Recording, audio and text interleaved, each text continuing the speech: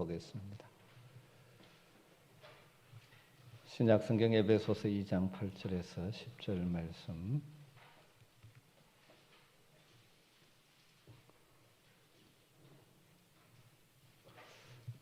우리가 잘 아는 또 짧은 말씀이니까 같이 한 목소리로 말씀을 읽겠습니다. 너희는 그 은혜에 의하여 믿음으로 말미암아 구원을 받았으니 이것은 너희에게서 난 것이 아니요 하나님의 선물이라. 행위에서 난 것이 아니니 이는 누구든지 자랑하지 못하게 함이라. 우리는 그가 만드신 바라 그리스도 예수 안에서 선한 일을 위하여 지으심을 받은 자니 이 일은 하나님이 전에 예비하사 우리로 그 가운데서 행하게 하려 하심이니라. 아멘. 네, 오늘 주보와 다르게 제가 썼습니다. 우리 김승남 목사님 코로나 확진되셔가지고 급하게 제가 오늘 또 강단에 섰습니다. 약간 또 확산되고 있죠. 여러분 더욱더 우리가 좀 주의하는 것을 마음을 하기 쉬운데 조금 더 우리가 개인적으로 또 주의하셔서 또 독감도 유행한다고 하는데 건강 이 가를 잘 지키시기를 부탁드립니다. 그래서 무슨 설교를 해야 될까 어제 연락을 받고 생각을 하다가 사실 오늘이 종교개혁 기념주일입니다. 10월 31일을 이제 종교개혁 기념일이라고 그렇게 이야기합니다. 올해로 505주년 되는 해입니다. 그래서 다시 한번 종교개혁의 중요한 핵심 교리를 좀 나누면 좋겠다 그런 생각을 합니다. 왜 10월 31일 또 교회적으로 10월 마지막 주일을 종교개혁일 혹은 종교개혁 주일로 하느냐 하면 본격적인 종교개혁, 교회개혁의 시초가 되었던 사건이 일어난 날이 그 날이기 때문입니다. 마틴 루터가 비텐베르크에서 성안문 교회 앞에 95개 주의 논제 이런 걸 한번 토론해보자. 그 당시 로만 캐톨릭 교회가 너무 성경에서 떠나 있으니까 정말 성경적인 게 뭐냐 한번 우리 논의해보자 하면서 95개 논제를 붙인 날이 1517년 10월 31일입니다. 한번 보여주시죠. 지금 현재 가면 저런 비텐베르크 성안문 교회가 저런 모습입니다. 또 다음 사진. 조기가 문이 원래는 옛날 나무 문인데 거기에 붙였던 데인데 지금 전문을 만들어 놓고 95개조 핵심을 저기에 해놓고 있습니다. 종교개혁 1세대인 마틴 루터 성경의 원리로 다시 돌아가자는 원리 중심의 개혁을 일으켰고 그걸 뒤이어서 칼빈에 이르면서 실천적인 개혁, 성경으로 완전히 돌아가는 운동을 일으켰죠. 종교개혁에 있어서 중요한 두 가지 명제가 뭐냐면 하나는 성경으로 돌아가자는 것입니다. 그 당시 로만 캐톨릭이 하나님의 이름을 부르고 있었지만 성경으로부터 너무 많이 떠나 있었기 때문에 비성경적인 요소가 너무 많이 들어가 있었기 때문에 성경으로 돌아가자는 것이고 또 하나는 이 지상의 교회나 성도는 항상 어느 쪽으로 치우치기 쉽기 때문에 항상 교회는 성도는 늘 개혁해야 된다 하는 것이죠. 원리로는 성경으로 돌아가고 방법은 항상 말씀의 원리를 따라 우리의 삶을 거기에 재조정하는 개혁이 필요하다는 것이죠. 물론 그때와 같은 그런 것은 아닐지라도 역시 시대교회 성도들이 가지고 있는 생각이나 신앙생활 요소 속에는 하나님의 말씀의 원리로부터 조금씩 벗어난 것들이 있을 수밖에 없습니다. 늘 그래서 말씀이 뭐라고 이야기하는지 거기로 돌아가는 것이 필요하죠.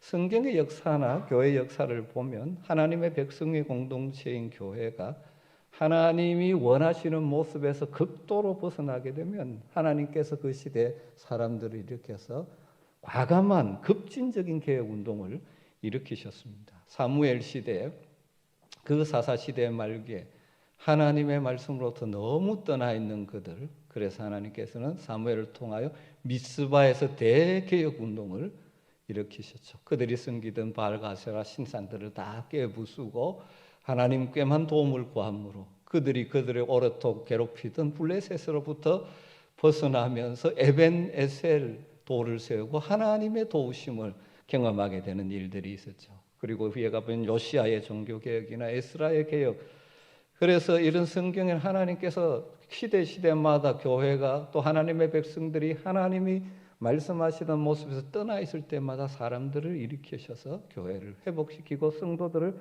개혁하는 운동을 했습니다. 교회 역사상 가장 획기적이고 역사의 방향을 바꾼 개혁 운동이 바로 마틴 루터, 칼빈을 비롯한 중세 종교 개혁자들이 교회의 본질적인 모습을 완전히 상실해버린 그 당시 로마 캐톨릭 교회를 상대로 일으킨 종교개혁이죠. 늘 이런 급진적인 개혁이 있어야 되는 것은 아니지만 항상 하나님의 사람인 우리들은 정말 내가 하나님 말씀 원리로 살아가고 있는지를 돌아보며 말씀에 우리의 삶을 재조정하는 개혁이 사실 날마다 일어나야 되는 것이죠. 왜냐하면 타락한 본성을 지니고 있는 우리 인생들은 늘 정도를 가기보다는 나도 모르게 벗어나 한편으로 치우치기 쉬운 존재들입니다. 종교개혁 주일에 다시 한번 종교개혁자들의 후예들로서 우리의 신앙의 자리를 점검해 보는 것이 필요할 것입니다. 우리의 신앙이 지금 정도로 가고 있는가? 우리의 교회 모습이 정말 주님이 원하시는 모습인가를 물어봐야 되죠. 그러기 위해서 여러 가지로 점검해 볼 필요가 있지만 특별히 오늘은 종교개혁의 핵심 구호인 5가지 오직 성경으로만, 오직 그리스도로만, 오직 믿음으로만, 오직 은혜로만, 오직 하나님께 영광만, 이것이 종교개혁자들의 5대 중요한 핵심이죠. 그래서 우리말로 번역하면 오직, 라틴어로 솔루스 솔라, 이게 뒤에 성에 따라서 뒤에 의미가 조금씩 바뀝니다만은 이 5가지 오직 종교개혁의 정신을 다시 한번 되새기면서 우리의 신앙이 기본적인 이 뿌리가 흔들리지 않고 바로 서 있는지를 한번 다시 돌아보시면 좋겠습니다. 첫 번째로 오직 예수 그리스도로만 하는 것이 종교개혁자들의 구호였죠. 라틴어로 솔루스 크리스투스라는 겁니다. 이 솔루스, 이 의미 따라서 우스로 바뀐 것인데 여성형이 되면 솔라가 되고 남성이니까 솔루스가 된 것입니다. 뭐 라틴어를 공부하는 시간 아니지만 또 그래도 오후 예배 나오신 분들은 그래도 좀 신앙에 연조가 있으니까 라틴어 한번 따라할까요? 솔루스 크리스투스, 오직 그리스도로만. 이게 종교개혁자들의 이 구호였습니다. 이 말은 무슨 말입니까? 오직 예수 그리스도로만 구원을 받을 수 있다는 진리죠. 여러분 사도행전 4장 12절 말씀 아시죠? 베드로의 설교 가운데 다른 이로서는 구원 얻을 수가 없나니 천하 인간에게 구원 얻을 만한 다른 이름을 우리에게 주신 일이 없음이니라. 여러분 모든 사람에게 구원은 오직 예수 그리스도를 통해서만 주어지는 것입니다. 우리에게는 그리스도의 자비와 공로와 예수 그리스도의 속죄 말고는 우리의 구원을 위한 다른 무엇을 내세울 수가 없다는 것이죠. 왜 솔루스 크리스투스, 오직 예수 그리스도로만, 오직 그리스도로만이라고 구호를 외쳤을까요? 그 당시 중세 로마 교회가 그리스도에 대해서 말은 합니다. 하지만 그 중세 교회가 그리스도의 사역에, 그리스도께서 십자가를 통하여 우리를 구원하신 그 그리스도의 사역에 인간의 공로를 덧붙여서 구원을 이야기했기 때문이죠. 그래서 나타나는 현상이 뭡니까? 성자들을 굉장히 높입니다. 여러분 이 로마 캐톨릭에 그리고 유럽에 가보면 성자들이 참 많이 있죠. 이것 여러분 잘 한번 생각해 보셔야 됩니다. 성자들을 높인다는 것은 그 사람들이 뭐가 있습니까? 행함이 있는 것이죠. 그러면서 이것을 자꾸 강조하다 보니까 뭐가 될까요? 믿음으로만 예수 그리스도로만이 아닌 인간의 행위가 붙게 되는 것이죠. 사실은 성자라는 말이나 성도라는 말이나 다 같은 말입니다. 헬라어로 하기오스, 영어로 세인트. 우리가 성도죠. 왜 우리가 성도입니까? 우리가 뭐가 있어서가 아니라 예수 그리스도의 보혈로 거룩함을 입은 자들이기 때문이죠. 그래서 보면 성자, 그 다음에 성불들이 참 많이 있습니다. 이걸 굉장히 중요한 여기는 이유는 성자들은 여러 가지 선행을 많이 쌓았기 때문에 이례적으로 거룩이 그들에게 있기 때문에 그들의 구원을 하고도 남는 잉여 거룩이 있다는 것이죠. 그래서 그걸 이제 성자, 성물을 가지고 함으로 그걸 자기가 받아서 구원을 얻는다는 가르침을 하게 되는 것이죠. 종교개혁자들은 이에 반해서 구원은 오직 그리스도 예수를 통해서만 가능하다는 것을 천명하게 되는 것이죠. 인간의 죄성과 타락성과 부패성과 무능력을 철저하게 인식한 종교개혁자들은 그 누구도 예수 대신 또 예수님과 함께 뭘 덧붙여서 우리를 구원할 수 없다는 것은 너무나 분명한 일이죠. 이런 현상들은 초대교회도 있었죠. 갈라디아서에 율법의 행위를 예수 그리스도의 십자가에 덧붙여서 구원의 이야기를 할 때 바울이 다른 복음을 전한다라고 저주하면서 강력하게 이야기했지 않습니까? 여러분, 로마서는 말하죠. 모든 사람이 죄를 범하였음에 하나님의 영광에 이르지 못한다. 그리스도 예수 안에 있는 속량, 대신값을 치루심으로 말미암아 하나님의 은혜로 값없이 의롭다 하심을 얻은 자가 되었다라고 선언한 것이죠. 여러분, 오직 예수 그리스도로만. 종종 우리가 착각합니다. 뭔가 내가 행한 선행이나 의가 있어야. 여러분, 우리의 선행과 의는 무엇 때문에 덧붙여지는 것입니까? 구원받은 은혜에 감격하며 하나님이 나를 성도로 불러주셨기에 성도답게 살아가는 삶이 따라오는 것이죠.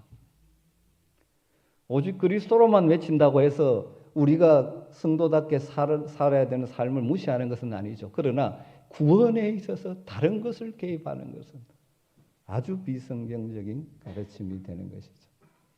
두 번째 구호가 오직 믿음으로만입니다.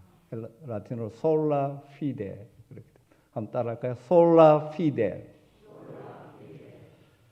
오직 믿음으로만. 갈라디아서 2장 16절 말씀이죠. 사람이 의롭게 되는 것은 율법의 행위로 말미암음이 아니요 오직 예수 그리스도를 믿음으로 말미암는 줄을 알므로 우리도 그리스도 예수를 믿나니. 할렐루야. 예수 그리스도로 말미암아 주어지는 구원을 우리가 소유하게 되는 것은 뭐를 통해서? 오직 믿음으로만. 구원은 예수 그리스도를 통해서 오는데 그것을 우리의 것으로 가져오는 것은 뭐라고요? 오직 믿음으로만. 다르게 말하면 우리가 하나님 앞에서 의롭다고 인정받는 것은 율법을 완벽하게 지키는 행위에 의해서가 아니라는 것이죠. 왜냐하면 율법의 행위로는 하나님 앞에서 의롭다함을 받을 육체가 이 땅에는 아무도 없다라고 성경은 로마서 3장 20절에서 선언하죠. 무슨 법으로냐 행위로냐 아니라 오히려 오직 믿음의 법으로니라. 그러므로 사람이 의롭다 하심을 얻는 것은 율법의 행위에 있지 아니하고 믿음으로 되는 줄 우리가 인정하노라. 오직 믿음으로만. 우리가 구원받는 것이라고 말하면 오직 믿음으로만 구원받는 것이라고 말하면 종종 오해합니다. 믿기만 하면 행위가 아무래도 상관이 없다라고 가르치는 것이라고 오해하면 안 되죠. 종교개혁자들은 선행이 우리를 구원하는 것이 아니라고 가르친 것이지 선행을 하지 말라고 가르친 것이 아닙니다. 왜 당시에 로마 가톨릭 교회가 선행이 구원의 조건이 된다는 비성경적인 교리를 그렇게 강조했을까요? 그래야만 많이 나오죠. 그 당시 로마 교회들이 우리가 유럽을 가면 큰 성당을 보며 감격을 하는데 또 한편 생각해 봐야 됩니다. 그것 때문에 얼마나 많은 사람들의 희생과 피땀이 일어났는가. 그걸 하기 위해서 죄증을 구해야 되죠. 그런데 제일 좋은 방법은 무엇이면 그거 내면 구원 얻는다 하고 연결되어지면 그렇게 되는 것이죠. 이런 로마 교회의 잘못된 교리에 대항해서 종교개혁자들이 구원을 얻기 위한 수단이나 조건으로서의 선행이 아니라 이미 하나님으로부터 주어진 구원의 결과로서 선행.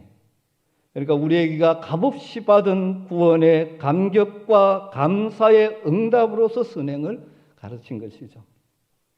우리의 선을 행함을 통하여 의롭게 되는 것이 아니라 하나님께서 우리를 의롭다 하셨기 때문에 그 신분을 가진 자로서 그 은혜를 받은 자로서 우리는 하나님의 율법을 따라 하나님의 법을 따라 선을 행하며 살아가는 것입니다. 여러분 이 순서가 너무너무 중요하죠. 오직 믿음으로만. 세 번째 구호가 오직 은혜로만입니다. 라틴어로 솔라 그라치아. 한번 따라할까요? 솔라 그라치아. 에베소서 2장 오늘 말씀. 너희가 그 은혜에 의하여 믿음으로 말미암아 구원을 받았으니 이것은 너희에게서 난 것이 아니요 하나님의 선물이라. 우리가 의롭다함을 받고 구원받은 하나님의 백성이 되는 것은 오직 믿음으로만이라고 했지만 그 믿음이 어디에서 오느냐? 그 믿음이 우리 자신의 의지적인 결단이나 우리의 노력의 소산이 아니라 그 믿음이 오직 하나님의 은혜로만 주어진다는 말입니다. 그래서 너희가 그 은혜에 의하여 믿음으로 말미암아 구원을 받았으니 그렇게 말하는 것이죠.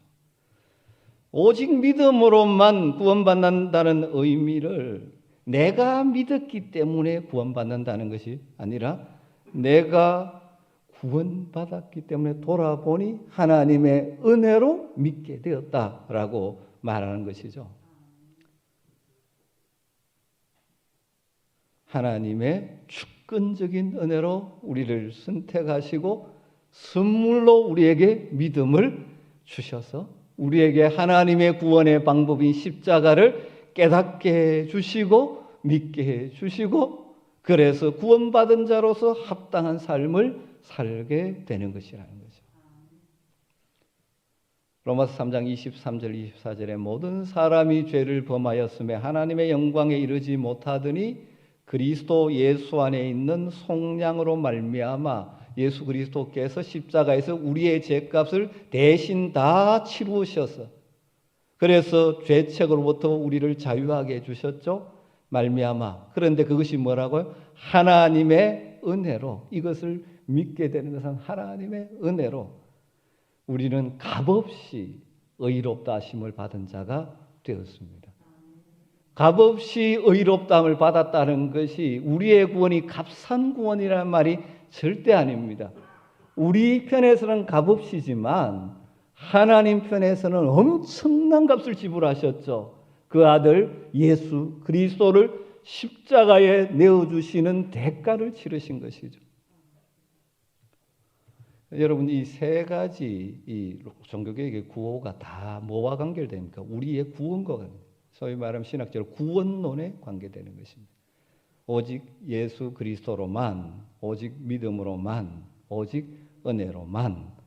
이 세 가지는 우리 신앙의 기초가 되는 구원 얻는 믿음에 대한 가르침이죠. 이게 가장 근본이죠. 이게 왜곡되어 버리면 더 이상 성경적인 기독교가 아닌 것이죠. 그런데 로마 캐톨릭이 그 당시 로마 캐톨릭이 이 가장 근본적인 구원의 진리로부터 떠나 있었던 것이죠. 그래서 이 구원에 대한 분명한 확신, 예수 그리스도만, 믿음으로만, 하나님의 은혜로만 이 구원의 기본 확신을 분명히 하고 사시는 여러분 되시기를 주의 이름으로 축원합니다. 그래서 구원에 대한 잘못된 가르침이나 우리를 흔들리는 여러 가지 이 잘못된 거짓 교사들에게 미혹되지 않고 바른 구원에 서 있기를 주의 이름으로 축복합니다. 그 다음 네 번째 구호가 오직 성경으로만. 솔라, 여성형이기 때문에 솔라가 됐습니다. 솔라 스크립투라. 한번 따라할까요? 솔라 스크립투라. 오직 성경으로만. 여러분 디모데후서 3장 16절 말씀에 모든 성경은 하나님의 감동으로 된 것으로 교훈과 책망과 바르게 함과 의로 교육하기 유익하니. 또 그 앞부분에 성경은 우리를 구원에 이르는 지혜가 있게 한다고 하죠. 우리를 구원에 이르게 하고 우리를 온전한 성숙한 사람으로 만들어 가시는 것이죠. 그러기 위해서 우리 가운데 말씀이 어떤 역할을 하냐면 때로는 교훈하는 것이죠. 이렇게 살아야 돼. 이 길을 가야 돼. 때로는 말씀이 우리에게 교훈하시죠. 때로는 책망하실 때도 있습니다. 우리가 말씀의 길에 벗어났을 때 그렇게 살면 안 돼. 우리를 책망하시기도 하죠. 그 다음에 바르게 함. 그 길로부터 우리를 바른 길로 다시 돌이키시죠. 하나님 말씀이 내 삶에 잘못된 길을 가고 있음을 깨우치면서 돌아오게 하시죠. 그리고 의로 교육하기. 지금 우리가 잘 가고 있으면 그래, 네 지금 바로 가고 있는 거야. 의의 길을 가고 있네. 계속 그 길을 가. 말씀이 우리에게 가는 길을 계속 지지해 주시기도 하죠. 이렇게 함으로 우리를 하나님의 사람으로 성숙시켜 가시는 것이 하나님의 말씀이죠. 하나님과 구원에 관한 모든 진리는 오직 하나님의 계시의 말씀인 성경을 통해서만 우리가 알 수 있는 것이죠. 우리의 구원에 대한 진리는 인간의 사유, 사색의 결과, 우리 성찰의 결과가 아니라는 것이죠. 하나님의 마음과 하나님의 방법은 하나님이 자기를 드러내 보여주신, 그래서 성경을 계시라고 하는데 열어 보여준다는 말이죠. 우리가 하나님의 뜻과 마음을 어떻게 알 수 있습니까? 인간의 지혜로 알 수 없어요. 그래서 하나님께서 이 말씀을 통하여 하나님의 뜻은 이것이다 라고 열어 보여주신 것이 우리에게 주신 성경이죠. 그래서 오직 성경에 기초한 신앙생활을 해야 한다는 것이죠. 그래서 우리의 신앙 진리는 다 이 말씀의 기초에서 나와야 되는 것이고 우리의 생각도 그래야 되는 것이죠. 성경이 하나님의 진리의 말씀인데 그 성경에서 하나님의 말씀을 깨닫게 해주시는 역사는 누가 하시나요?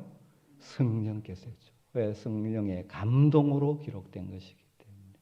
성령께서 우리에게 빛을 비추어 주셔야만 우리가 말씀을 깨달을 수 있는 것이죠. 그래서 이것을 신학적으로 성령의 조명하심, 빛을 비추어 주셔야 합니다. 성령께서 우리를 거듭나게 주셔서 하나님의 백성이 되게 해주셨죠. 그리고 성령께서 하시는 역할 가운데 하나님의 말씀을 우리에게 깨닫게 해주시는, 조명해 주시는 역사가 있는 것이죠. 죄로 말미암아 타락하고 부패하고 무능력해진 인간에게는 스스로의 힘으로 하나님의 말씀을 깨달을 수가 없기 때문입니다. 그래서 성경과 함께 우리에게 역사함으로 우리가 진리를 깨닫게 되는 것이죠. 사도 바울은 그래서 고린도전서 2장 9절 10절 12절에 이렇게 말씀합니다. 기록된 바 하나님이 자기를 사랑하는 자들을 위하여 예비하신 모든 것은 눈으로 보지 못하고 귀로 듣지 못하고 사람의 마음으로도 생각하지 못하였다 함과 같으니라. 오직 하나님이 성령으로 우리에게 보이셨으니 이는 우리로 하여금 하나님께서 우리에게 은혜로 주신 것을 알게 하려 하심이니라. 여러분, 그래서 건강한 신앙생활을 위해서는 다른 어떤 것이 아니라 오직 성경 말씀을 붙들어야 되는 것입니다.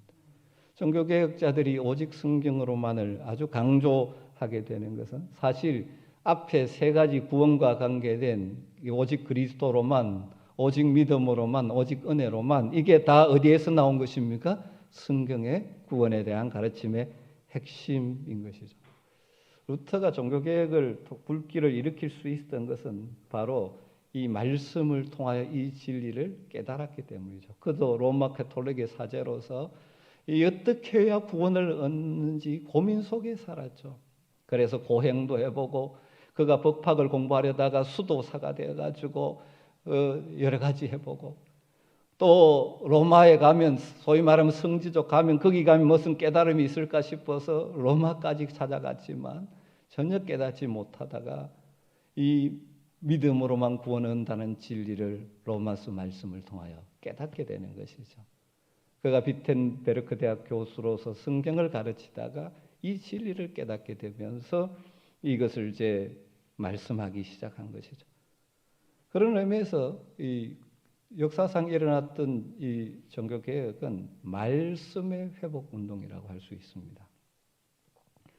그런데 그 당시 로마 가톨릭의 근본적인 문제가 구원론의 문제가 잘못되어 있기 때문에 인간의 행위와 선행으로 구원받는다는 비성경적인 가르침이 난무하고 있었기 때문에 앞에 세 가지 구호가 다 구원론과 관계된 것이 되는 것이죠. 왜 그럴 수밖에 없었느냐 하면 그 당시의 성경은 라틴어 불가타 성경밖에 없었습니다. 그리고 성경은 누구만 가질 수 있냐? 성직자들만 가질 수 있습니다. 일반 평신도들은 성경이 없습니다. 그래서 뭐 여러 가지 이유가 있습니다만 여러분 이제 터키나 그리스 가보면 이제 성당들마다 가보면 성화들이 참 많이 있잖아요. 성화들을 많이 있게 된 이유 중에 하나, 이 단 하나의 이유 중에 하나는 성경이 없기 때문에 말씀을 모르기 때문에 성경 이야기를 그림으로 사람들에게 이제 설명해 주는 거죠. 그러다 보니까 이 성경을 없으니까 이 사람들이 가르치는 대로 갈 수밖에 없는 것이죠. 그런데 종교개혁자 마틴 루터가 한 큰 위대한 일 중에 하나가 그가 바로 성경을 자국어 독일어로 번역한 것이죠. 마침 하나님이 때에 맞춰 그때 뭘 발전시켜 놓았냐 하면 인쇄술이 발전되게 된 것이죠. 하나님의 역사 속에는 이 여러 가지가 같이 하나님의 때에 가지고 그러니까 자국어로 성경을 번역하고 그러니까 평민들이 읽을 수 있는 언어로 성경이 번역되어지고 마침 인쇄술이 발달돼서 값싸게 그래도 비싸지만 성경이 보급될 수 있으면서 이 종교개혁의 성경으로 돌아가자는 운동이 굉장히 이 유럽 사회를 뒤덮게 되면서 교회가 회복된 것이죠. 당시 로마 가톨릭 교회가 그리고 성도들이 하나님의 말씀에 무식하다 보니까 그 대형화된 건물과 조직을 유지하려고 하면 뭐가 필요합니까? 사람들로부터 돈을 끌어모아야 되는데 그렇게 하기 가장 쉬운 방법이 뭡니까? 선행으로 구원받는다는 가르침을 종교적인 협박과 당근으로 사용한 것이죠. 그래서 마지막 어려울 때 뭐까지 나옵니까? 면죄부를 하고 정확히 면벌부, 벌을 면해준다는 것이죠. 거기에 헌금하게 되면 뭐 심지어 그 동전 딸그락 떨어지는 소리 나면 조상들이 연옥에서 천국으로 간다고 막 이야기를 할 정도로. 그러니까 한마디로 기독교 신앙의 가장 기본적인 구원의 문제를 성경이 없다 보니까 비성경적으로 가르쳤기 때문에 종교개혁자들이 강력한 개혁운동을 통해서 교회를 되돌리게 된 것이죠. 여러분 이것은 오늘날도 마찬가지로 중요합니다. 오늘날 다양한 세상의 사상들이 교회로 침투하면서 교회 신앙을 변질시키려고 할 때가 많습니다. 교회가 교회답고 성도가 성도다우려면 오직 성경으로만 이 원리를 붙들어야 하는 것이죠. 마지막 다섯 번째 구호가 오직 하나님께만 영광을. 종교개혁자들의 구호죠. 솔리 데오 글로리아. 솔리 다만 오직 데오 하나님의 글로리아 영광. 한번 이 오후에 시간이니까 이런 걸 한 번씩 합니다. 한번 따라할까요? 솔리 데오 글로리아. 오직 하나님께만 영광을. 이 종교개혁자들의 구호입니다.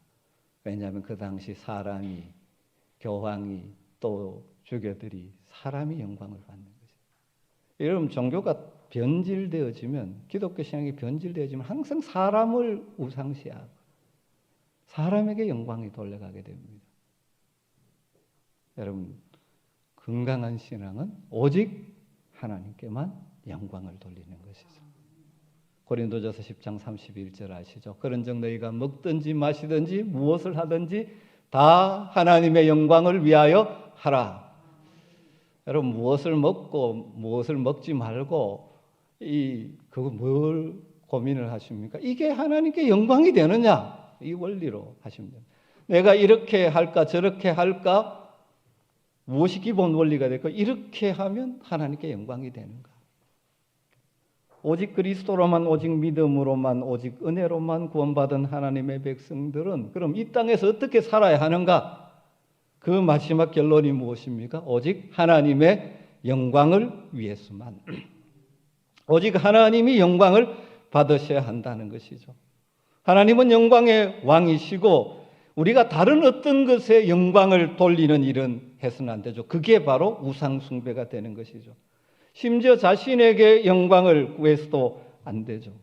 우리의 은행 심사 또 교회가 하는 모든 일들을 통해서 하나님께서 영광을 받으시기를 구해야 합니다. 이게 종교개혁자들의 궁극적인 목적이었죠. 솔리 데오 글로리아. 말씀을 정리하면서 결론을 내리겠습니다. 사랑하는 성도 여러분, 우리 모두 성경으로 돌아가야 합니다. 종교개혁주의를 맞이하면서 다시 우리에게 강력하게 도전하는 메시지입니다. 물론 변화된 시대에 대응하기 위해서 변화에 민감해야 되죠. 그러나 본질을 놓치지 말아야 됩니다. 우리가 코로나19라는 엄청난 사회의 변화를 경험하며 이제 살아가고 있습니다. 그래서 우리가 여러 가지 이 언택트 시대의 메타버스라는 이 다양한 이야기들이 나옵니다. 시대의 변화에 둔감해서는 안 되죠. 그러나 이 변화에 대처한다는 것이 신앙의 본질, 교회의 본질을 놓쳐서는 안 됩니다. 우리는 성경이 하나님의 말씀이라고 믿습니다. 우리의 성도의 삶의 표준이요 원리라고 고백합니다. 그런데 정말 문제는 그 성경의 말씀을 우리의 삶의 기준으로 사용하며 살고 있는가 하는 것입니다. 우리가 살고 있는 이 시대의 사조와 가치관은 절대적인 진리가 없다고 말하며 다 상대적이라고 말하는 이 가치관이 판을 치고 있습니다. 이 시대 교회가 당면한 문제가 무엇입니까? 성경의 권위를 무너뜨리려는 세상의 가치관으로부터 성경의 권위를 지키는 것입니다. 소위 철학자라고 하고 세소위 똑똑하다고 하는 사람들이 때로는 성경을 인용하면서 성경을 파괴하는 일들이 얼마나 많이 일어나는지 모릅니다. 예를 들면 도울 김용옥 선생 같은 여러분들 성경을 인용하는데 성경을 파괴하고 있어요. 그 유튜브 보고 성도가 좋아하고 있으면 문제가 되는 것입니다. 여러분, 이 시대에 교회가 교회답고 성도가 성도다우려면 성경의 권위를 인정하고 성경으로 우리의 삶을 늘 재조정하며 사는 것이죠.